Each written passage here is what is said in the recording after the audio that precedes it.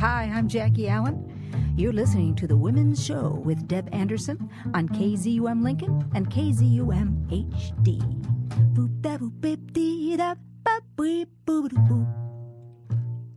Yes, and this is The Women's Show. I'm Deb Anderson with you, and I've got women out loud, and they are loud and here and in full force today. And I'm very happy to have Amy Pletner, Rachel West, and Cherie Jackson, who's our guest poet today. And Phil is here to Kessler is here to kind of talk about Cherie a little bit, since Phil knows Cherie a bit. But in the meantime, Amy, thanks for coming back again. Every month you show up, and I'm with Rachel and do some wonderful poetry. Oftentimes it's brand new. Sometimes it's stuff that you've kind of gone back to and looked at and thought was important to read out loud. So thank you.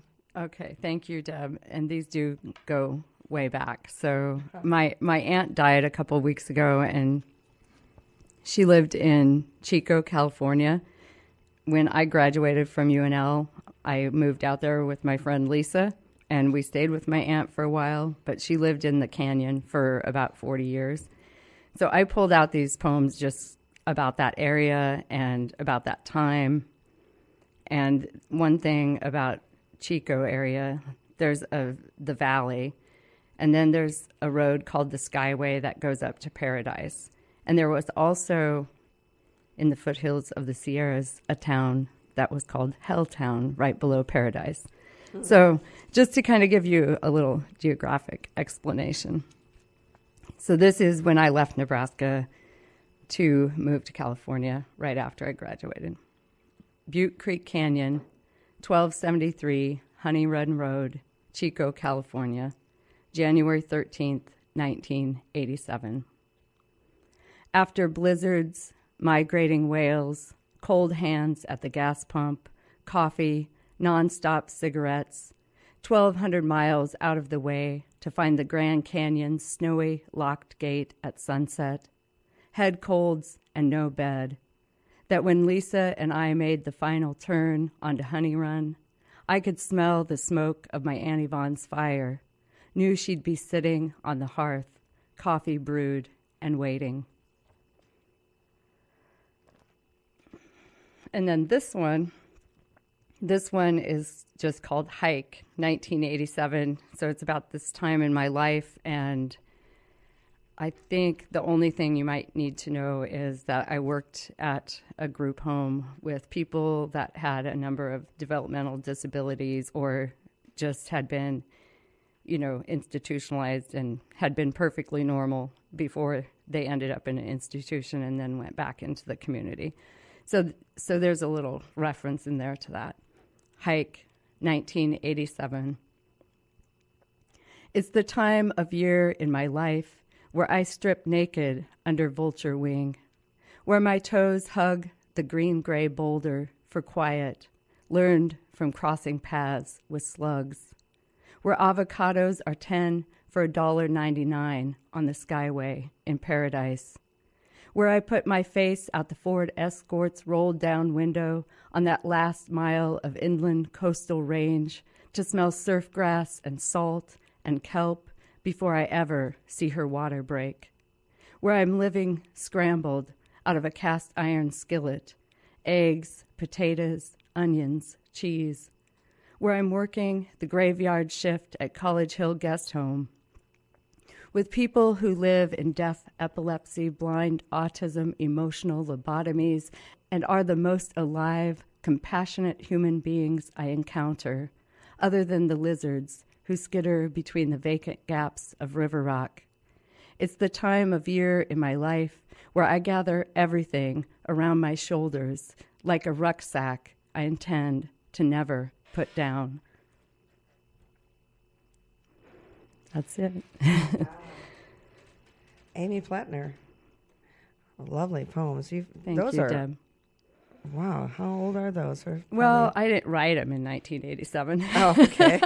I probably wrote them about 99 or maybe 2000.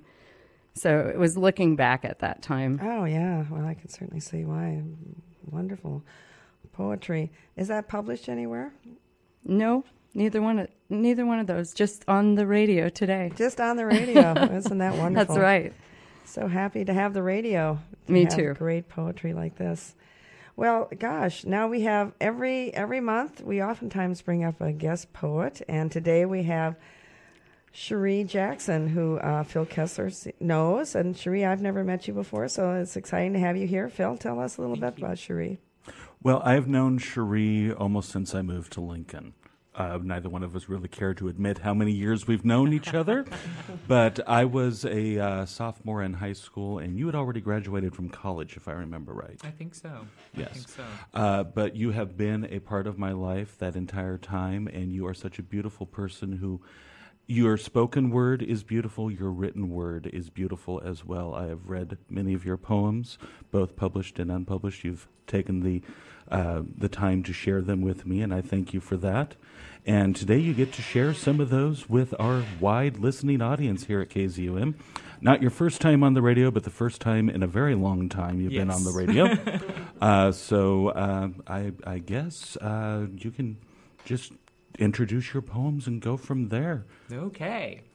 Yes, it's been a long time since I've read poetry out loud. So I have been kind of getting back into it because I've been doing getting some things published in the Lincoln Underground, which is a fabulous Lincoln magazine for artists and writers. I guess I will start out with probably one of my favorites, because it's an older poem, but it's for Bill Clefcorn. Bill was my mentor and my professor in college, and he was the reason why I went to Nebraska Wesleyan, because I just adored the man.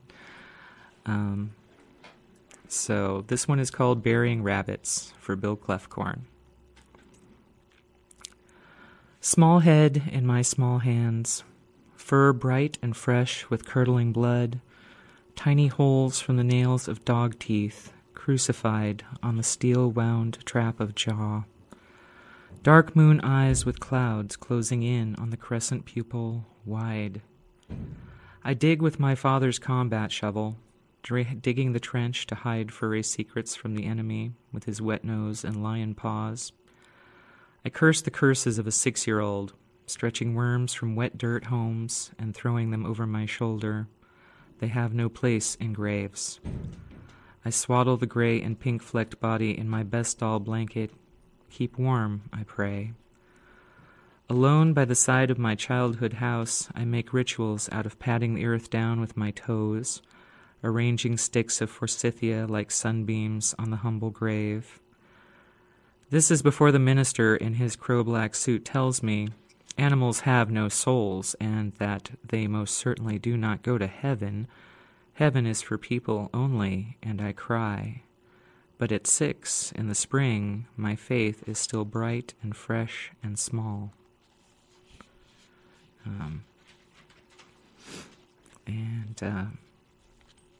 This one is actually coming out, or this one just came out in the last issue of the Lincoln Underground, and it's called Summertime in Janis, because I love Janis Joplin, and I thought she had incredible talent, and I thought it was very sad, though, to see what people kind of took advantage of her. So it's called Summertime in Janis.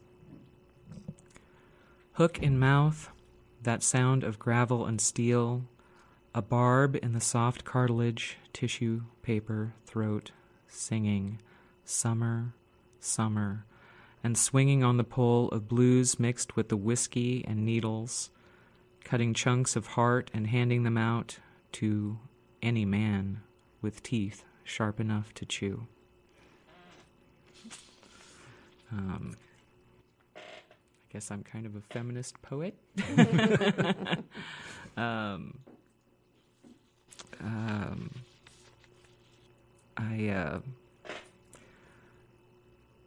don't always, I don't like to always write about just the nice, happy, simple things. This poem is for my friends. I had 3 friends who were murdered when I was younger. And this poem, I guess, is addressed to them, to the murderers. Surely we are your lambs and veal calves led to the killing floor. Our throats are cut, our bodies pickled, eaten in the delicacy of your rage and rape. I demand to know, is it that the blood is saline and warm as the womb? Do we squeal like rabbits when you drag us off into that slaughterhouse of night? Is that the music you hear, the symphony of power you crave to conduct?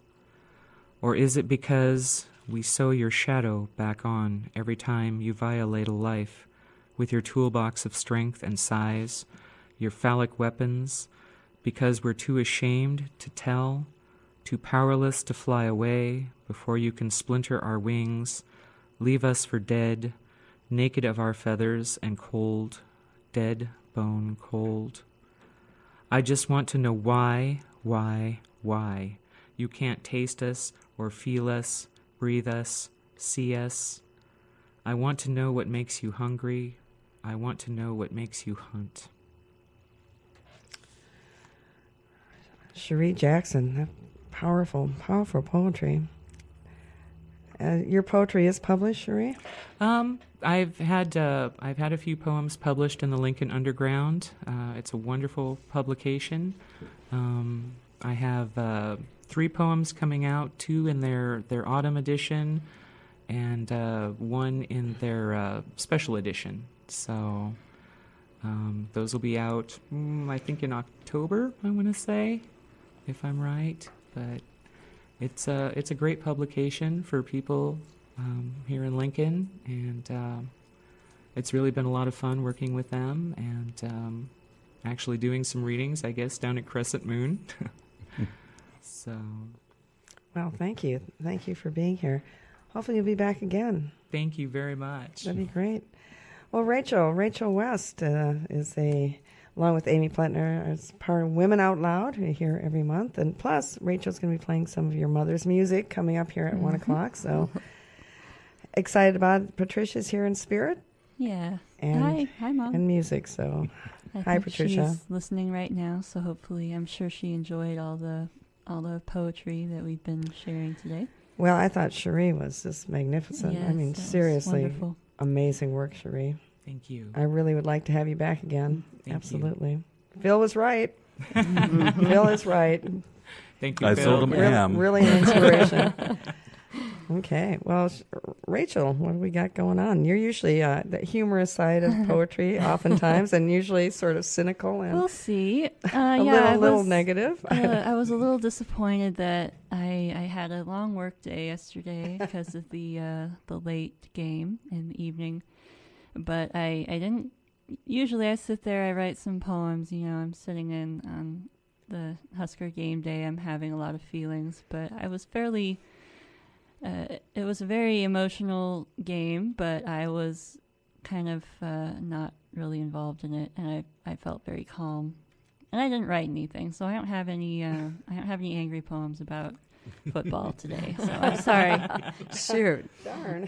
I'm sorry, everyone. But yeah, I've been in kind of a transitional phase with my work, just kind of having to welcome what comes. I thought I would read a few very short, just kind of new snippets. Yesterday it rained while we sat in meditation. 3 women and a bell and a teapot and the rain. I have 2 themes, nothing and everything. Amnesia is the only explanation. It's where I am at home. Even when I sit to write, I have forgotten my life, and my little origin story floats in a cloud.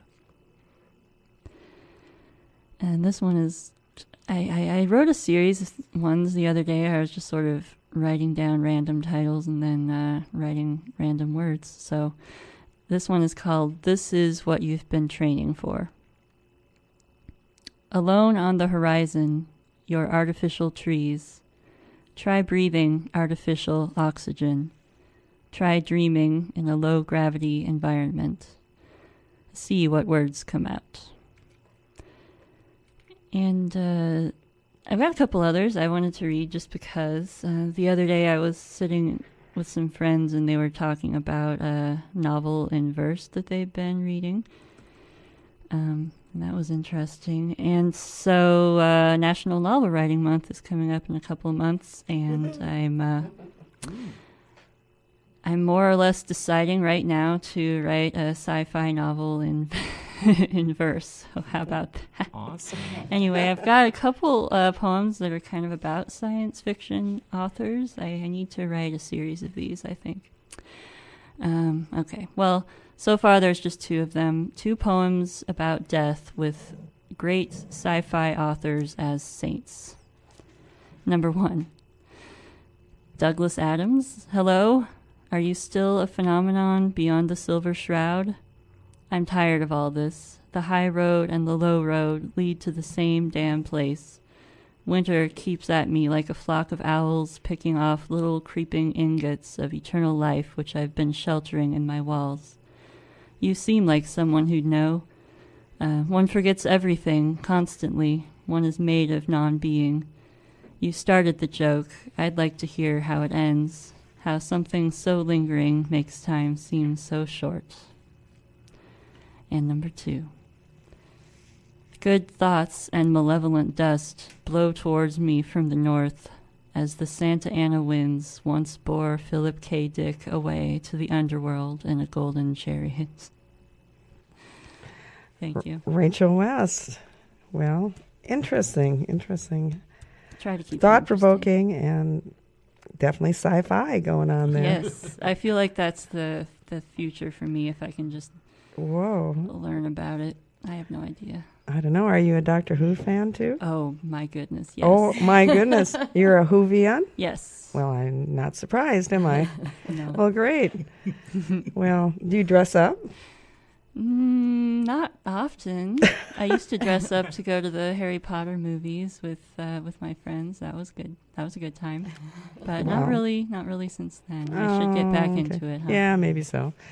Well, all right then. Well, Amy Pletner, I think you can bring it back full circle. Okay, I'm gonna try to do that. First, I need to say that the great thing about being here, I always learn something. So I just found out that Rachel is the woman that I was really, really fond of in this group, that she was the accordion player, and there was another woman that played the cello, and I followed these women all over, and I never figured out that it was Rachel until today. And spooky. I know. And wow. I also... What a revelation that is. And then to make this connection with Cherie and Bill Clefcorn, I was able to take his very last class that he taught at Wesleyan, as I audited the class. And he was the first person that he had written a note at the bottom of one of the poems I had written and said, "See me." And so I went to talk to him, and he said, "You must have been writing poetry for a long time." And I was like, is that what I've been doing?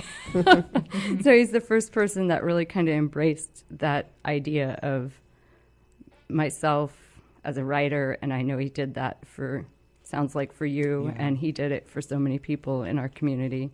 And my book is the 7th in the Clefcorn series from WS Press. And Bill did have a chance to read my book before he died, which made me very happy. He's an incredible man. Yeah, he really was. My daughter Allie used to call him Geppetto from Pinocchio. She said he reminded her of that character. So I'm going to read a poem, and this one is really about loss also. I mean, you had a little death stuff going on there, and there was death. I mean, that's part of our lives, and I guess I've just been thinking a lot about it and how beautiful it is to have known people and been in relationship with other human beings in a way that we know them intimately. So this poem is called Amends. Sometimes I feel you in January like a muskrat below ice. the swish of your embryo tail brushing my private bank. Sometimes I talk out loud to cottonwoods, know you listen from an upper branch as I walk empty-handed to the river. Sometimes I see you in the daughter who was born out of the cave where you died, and like her, you are patient with mothers like me. And sometimes, like tonight, I hear the quiet breath of your leaving, like thousands of snow geese rising at once from water, shattering my sleep as moon grazes in tall grass and eats what the shadows will not stomach. Amy Pletner, thank you. Thank you, Deb. Beautiful so poetry. And thank you, the women of Women Out Loud, for being here today. Rachel West, Amy Pletner, our special programming poetry guest, Cherie Jackson, and thank you, Phil Kessler, for introducing us. And we have a guest listener, Phil, here in the studio too, so thank you for being here. Twice the Phil. Twice the Phil. Phil What more could you two. expect? All right. We'll be back next month with more poetry with Amy and Rachel, and I hope you can tune in then.